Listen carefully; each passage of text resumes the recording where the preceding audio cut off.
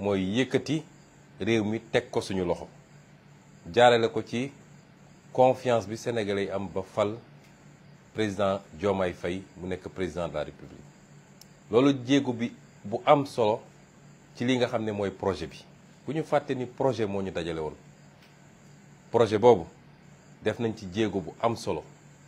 waaye lañ ca war a defaat ci jéego bëri na ndax am na lenn lu ñu téye ci pouvoir bi muy li ñuy tuddee pouvoir exécutif ci bànqaasam yi mu yaay yëpp nag muy institution présidentielle ci boppam ak gouvernement bi nga xam ne moom la président wóolu muy doxal waaye xam ngeen ni pour doxal dëgg il faut ñu téye lii nga xam ne mooy pouvoir législatif muy assemblée nationale ndax seetlu ngeen ni diir bu gàtt juróomi weer yi ñu nekk ak ñoom ñu yor assemblée gis ngeen jafe-jafe yi ñu doon assez andi ak gàllankoor ngir bañ rek ñu développé li nga xam ne mooy suñu gis-gis ak suñuy politique yi tax sénégalais fal ñu élection boobu nag la ñu dëgmal muy élection bu am solo ndax sénégalais am nañ kóolute gu rëy a rëy si ñun te gëm naa ne bu doon benn la dem bu yokk na tey ndax bi ñu toogee ba léegi lañu taxawee sénégalais yi mooy wax leen dëgg ak jëf dëgg càmbar réew mi wax leen li fi nekk ak liñ fi ba ak niñ ko yàqee te fas yéene it lépp li nga xam ne conséquence la ci ñu tiire ko mooy ku fi def rek lu defuwut di nga ko layoo loolu bokk na ci solo sax am majorité bu confortable ci assemblée nationale ndax lu bëri ñu naan yéex na dafa yéexut waaye dafa fekk yoonu réew mi moo ne am na xeet yoo xam ne ñu mel ni ministre ba ci président de la République ak ñu mel noonu kenn mënu leen àtte lu dul haute cour de justice te haute cour de justice assemblée nationale moo koy taxawal procureur mënu leen woo juge mënu leen woo loolu bokk na ci ñenn ñi nga xam ne tey heure bi waroon na leen fekk ñuy wuyu mënuñu leen woo ñu wuyu ndax ñoom ñoo yoroon majorité assemblée nationale te lànk ne duñu taxawal haute cour de justice loolu lu ndaw la ci solo mais li ëpp solo mooy barki démb gannaaw bi ñu càmbaree réew mi fi mu toll wax leen ni leen gars yi doon nëbb yëpp lii la wedd bi nag bëri na waaye am na werante yoo xam ne jarul ñu ci sonn nañu doxaat tuuti rek ay fan laa la wax démb recevoir naa FMI sama bureau waxtaan nañu yeneen ak yeneen sénégalais yi dinañu gis loo xam ne ëpp na sax li ma leen waxoon ci njombe yi nga xam ne bàyyi nañ ko fii ci réew mi moo tax lappi beeg wax ju bëri ji fay ay nit ñu lay waxal jaru ko waaye gannaaw bi ñu leen waxee ni ñu yàqee réew mi ne leen woon déficit bi juróom benn dong la ndekk ci déficit bi ëpp na fukk ne leen li nga xam ne mooy bor bi 73 dong la ndekete war nga cee yokk nu mu tuuti 10 points loolu mooy li gën a tuuti lu bokkul ak suuf si ñu jaay yi ñu séddoo lu bokkul ak contrat yi lu bokkul ak surfacturation yi lu bokkul ak or yeeg jamaa yeeg lu ne xam na fi loolu lépp nag gannaaw bi ñu leen ko leerale te fas yéene ko doxal ni ñu ko war a doxalee muy woon suñu première phase ndax bu leen fàtte ni toujours dama leen di wax ni nun nu ñuy doxalee lépp dañ koy xalaat tënk ko daat koy teg ci stratégie boo xam ne jamono ju nekk rek am na lu mu méngoot noonu la ñuy continuer doxalee nekkuñu ci improvisation ñaareelu fànn bi mooy woon ñu wax leen nag lii nga xam ne mooy programme président Bassirou Diomaye Faye ñu fale ko muy téere boobu ngeen di gis léeg-léeg nataalam ak sama nataal nekk ci muy profession de foi buñ ko fale gannaaw bi ñu toogee ba léegi nag yor lenge yi mën a am nag information yoo xam ne tëwoon nañu xam li xew ministère des finances xam li xew ministère de l'économie xam li xew ministère de l'agriculture ak feneen ñu dajale loolu yépp tëggaat ko ci xalaatin gi nga xam ne moo nekk ci programme président Diomaye loolu mooy lañ leen présenté keroog muy agenda de transformation du Sénégal ci ñetti pàcc bu njëkk bi muy vision 2050 ñaareel bi di master plan 2034 ñetteel bi di plan quinquennal bi moom lañ leen présenté barki démb ci nu ñu musul a présenté nag référentiel ci Sénégal gis nañ fi stratégie de croissance accélérée gis nañ fi SNDE gis nañ fi Sénégal émergent, plan Sénégal émergent waaye Sénégal musul gis ñu liggéeyee ko nii def ko ci lu yaatu ba pare ñëw présenté ko Sénégalais yi ci nii te fas yéene continuer phase communication bi pour Sénégalais yi gën a xam li ñuy liggéey loolu ne woon phase 2 bi waaye loolu ñu leen woon te àdduna bi yëpp ba ci soo seetaanee télé étrangère yi sax ñëpp dëppoo ni def nañu liggéey bu mucc ayib présenté nañ leen programme bu ambitieux waaye programme bu réalisable bu dee Sénégal yëpp takk nañ seen dëgg nag ñu jublu ci liggéey te man gëm naa ni looloo am. bu ñu dajalee loolu yëpp nag mu des nag pour ñu mën a dem ci loola dafa am lu mu laaj lu am solo mooy ñu am moyen législatif bu ñu ko defee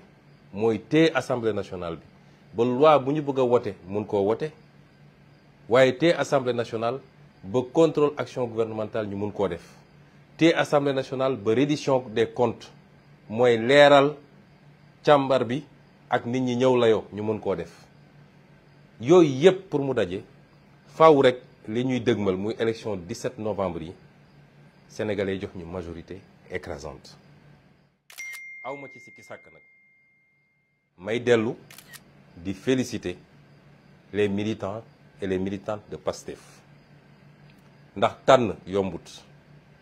mënoon nañu tànn parti ba tas mënoon nañu tànn nit ñi gedd waaye kenn yëngatuwul kenn génnul ci parti bi kenn demul ci rajo yi di yuuxu gis nañ feneen ak feneen nit ñaa ngi reyante nit ñaa ngi gedd nit ñaa ngi dem loolu li muy wane mooy jàpp naa ni patriotisme bi ñu woote woon te essayé ci yar militants yi mu ngi commencé ñor bu baax a baax a baax ñu xam ni réew mi ñu tax a jóg kenn ku ne nag bu ñu demee ba jàpp ni lii méngoo na ak yow te war nga koo mën a def dañ la ko dénk ci lu àndul ak parparloo waaye ku ñu dénkul it ku ñu investirut it du tee li tax ñu jóg mooy fexe ba Sénégal baax te su baaxee ku ñu fal ak ku ñu falul ku ñu nomee ku ñu nomewul kenn ku ne di nga ci gis sa bopp loolu dafa mel ni militants yi léegi xam nañ ko ñu leen ciy félicité leen wax ni yoon bi foofa waaye yemul foofu la ñuy dëgmal dafa laaj ay moyens ndax ñëpp xam nañ campagne lu mu doon bi mooy doon suñu juróom benneelu campagne bi ñu commencé politique ak léegi doon suñu ñetteelu élection législative ba ñuy door 2017 juróomi oto yu mat sax mënuñu ko woon am la ci ëpp dañ daan dugg ci benn dëkk di dox fu marché nekk nga dugg fa fu gare routière nekk nga dugg fa di def ay porte à porte ba yàlla jox ñu benn député muy man mii kon ñuy dox boobu ba léegi te saa suñu dëgmalaan lu mel nii dañuy daje ne ñun kenn ku ne na seet lu mu am ñu dajale ko ñooy premier parti boo xam ne def nañu fundraising bu ubbeeku ñëpp gis ko sénégalais yi wuy suñu militants yi wuy suñu sympathisants yi wuy suñu dërëm bu ñuy utiliser ñu xam ni fii la jóge mën a déclarer suñu bilan ministère de l'intérieur ne ko lii de la ñu dajale te fii la jóge bu la neexee demal nga vérifier ko loolu nag tekkiwul ni tey nekk nañu ci pouvoir rek mbir yi dafa war a changer parti politique waa parti politique bi ñooy organiser di financer ko ba baa aussi ñuy voter loi yi ñu war a voter pour régler définitivement la question du financement public des partis politiques mais même bu ñu ko defee amul benn réew boo xam ne financement public des partis politiques mooy tax partis politiques yi am seen autonomie boo demoon tey Amérique candidat bu nekk mi ngi def des levées de fonds te pourtant am na financement public waaye loolu mënul doy moo tax bu ñu toogoon ba ñu ne Pastef egg na ci nguur gi ñu ne wooteetuñu dajaleetuñu suñu am pour mën a dem campagne li muy tekki mooy ci keesu état bi la ñuy jëlee te ñun dañoo woote jubal ak jubbanti araamal nañu suñu bopp dërëm bu ñu moomut ñu koy jël di ko jëfandikoo loolu nag ñu woote te doon ko jëfe démb tey lañ koy gën a jëfe mooy lu toll ni tarfataay du jóge ci keesu état naan day financer suñu campagne si suñu bopp lañ koy jëlee waat looloo tax ñu bëgg a lancer waat fundraising bi nga xam ne moom lañ ñu xamee ñu koy def di ko def fii ci biir réew mi di ko def ci diaspora bi la ca bees nag mooy bëgg nañ ko mandargal ci benn giga meeting daje bu mag a mag boo xam ne samedi bii le 19 incha allah lañ ko fas yéene def fële ca Dakar Arena fële ci Dakar Arena fas yéene fa dajale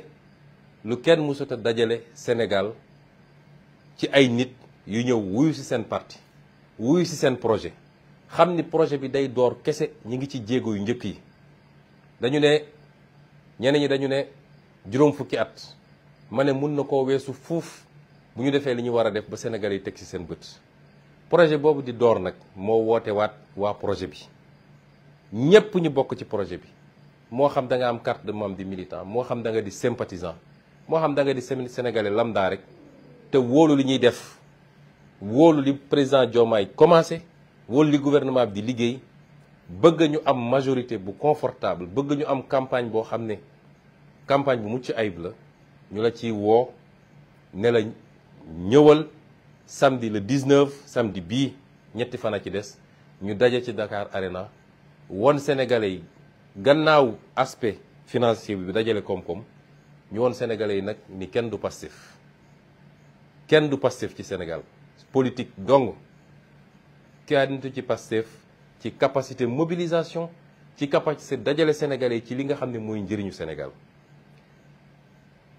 démonstration boobu di démonstration politique tamit ndax dañuy dëgmal élection te ñun xam nañ ni xajuñu ci gaaya ñoom xam nañ ko xanaa kay ku am sa micro nekk ci télé yi waaye bu ñu demee ci terrain bi kenn ku ne xam na moroomam ñu bëgg nag ñëpp daje ñu wonewaat suñu doole wone ko ci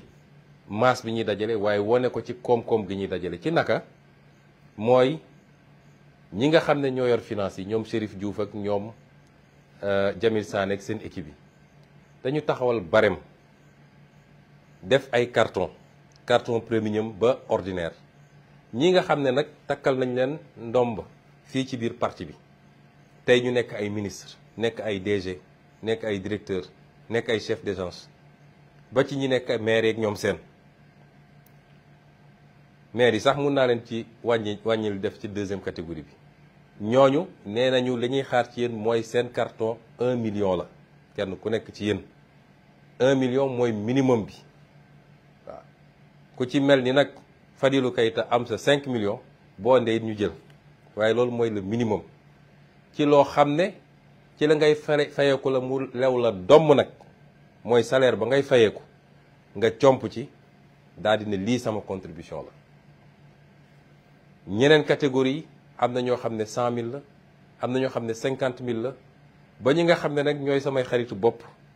muy ndaw ñi nga xam ne léeg-léeg amaana seen loxo jotul seen gannaaw ñu leen su ngeen di ñëw ca stade ba su ngeen di ñëw Dakar Arena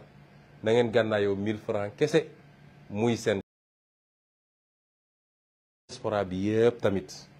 def ko ci département yi daal di fixé wu nag objectif boo xam ne war nañ cee dajale lu ñu permettre ñu def ci suñu campagne dañ ko war a defee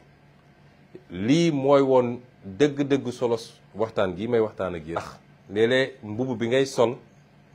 ci ndomb tànk yi dina tax nga am loo limité ci wàllu politique waaye bu politique dellu see rek fa woon na woon moo tax ñu ne leen su ngeen ñëwee waxtaan bi dina neex dinañ ci waxtaan ci levée de fonds bi dinañ ci waxtaan ci réew mi dinañ ci waxtaan ci ñi nga xam ne bëri na ci ay parti politique yoo xam ne jël nañu seen résolution ne dañuy ñëw bokk ak ñun jaxasoo dugg ci biir parti bi te ñu yàgg ànd ak ñoom depuis ay ati at bëggoon def loolu balaa sax nguur gi di tàbb suñu loxo waaye gis ngeen fitna yi ñu tegoon tax ba jotuñu koo def kon ñu ngi leen di gërëm di leen sant di leen jox rendez-vous ce samedi 19 incha allah la ca des nag les équipes techniques ñu yor finance yi dinañ ko leeral ci compte yi compte Orange Money compte Wave yi ak yeneen ba nga xam ne contribution yi mun na démarrer dès maintenant samedi cappaandaw bi rek lay doon waaye duñ ko tëj samedi sax dañuy continuer rek di ubbi ba nga xam ne ñëpp dinañ mun a contribuer te bu élection bi jeexee ñu def lépp bilan bu leer nañ présenter leen ko comme niñ ko doon defee waaye déposer ko ministre de l'intérieur ne ko ñun suñu campagne nii lañ ko financé ndax nag Sénégal dafa am lu fi war a jeex mooy nit yuy génne ay milliards di ko politiquer te kenn mënu la wax fu xaalis bi jóge loolu su dul blanchiment d'argent détournement de fonds publics la faw mu jeex fi nag te bokk na ci loo xam ne ñun yàgg nañ joxe signal bi waaye tey lañ ko war a gën a mën ñu ngi leen di gërëm leen sant asalaamualeykum wa rahmatullah